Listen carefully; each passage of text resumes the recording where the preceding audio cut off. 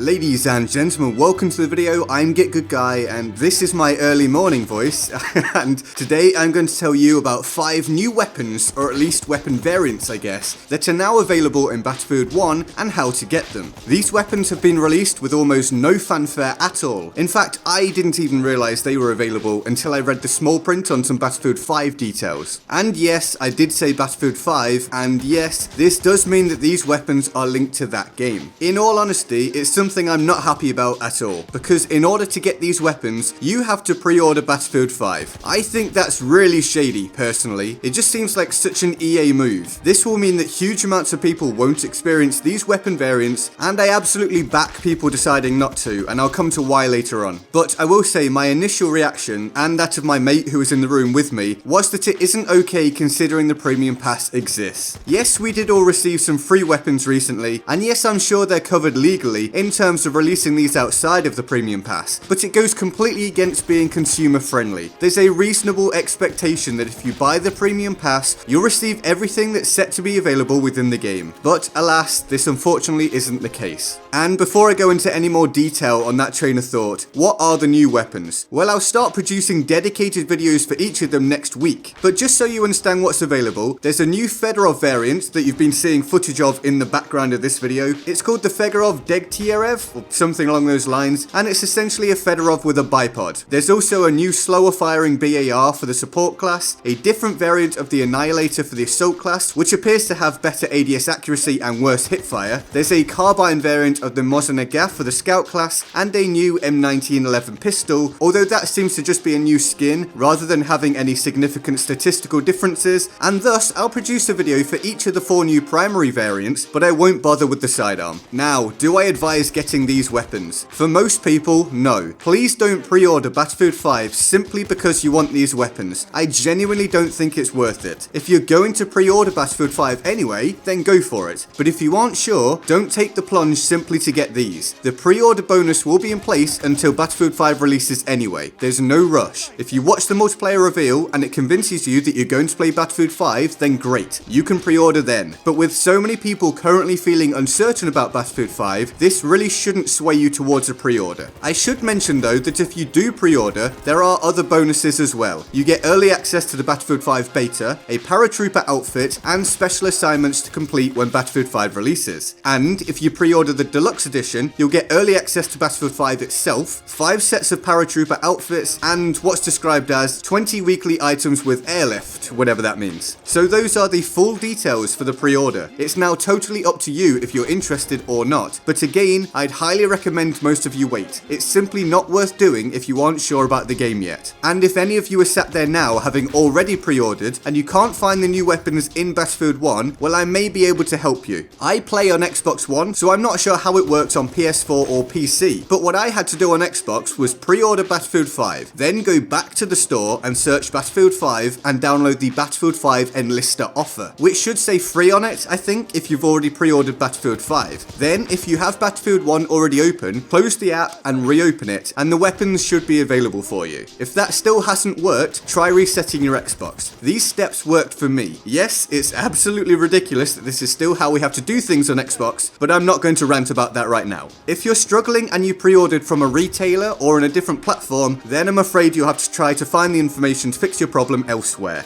And so, that's the information on 5 new weapons in Battlefield 1 and how to get them. You should begin to see videos about them from me at some point this coming week. Let me know how you feel about having to pre-order Battlefield 5 to get them in the comment section below. Now let's go over to the Board of Awesome for the legends who allow you to get content from me full-time by supporting the channel on Patreon. They're the reason you're watching this content right now, so thanks to everyone on here. If you want to join them on the Board of Awesome, the link to the Patreon page is in the description and my pinned comment. I hope you enjoyed the video. Turn on notifications to help you receive future videos now YouTube are messing around with the subscription box, and feel free to like, share, and subscribe. I'm GetGoodGuy, and I'll see you next time. Laters.